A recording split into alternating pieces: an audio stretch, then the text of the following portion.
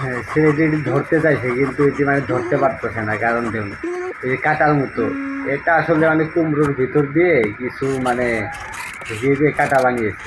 এখন এটি ধরার জন্য এটি হ্যান্ড গ্লাভ বানাবে, দেখুন কীভাবে মানে এরকম। দেখুন কলম দিয়ে আগে মাপ দিয়ে নিচ্ছে। হ্যাঁ, দুটি হয়ে গেল।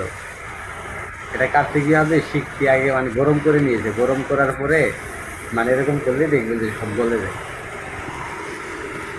কিন্তু আর দেখতে কিন্তু ম্যাজিকের মতোই লাগে, সেমভাবে এটিও কাটছে।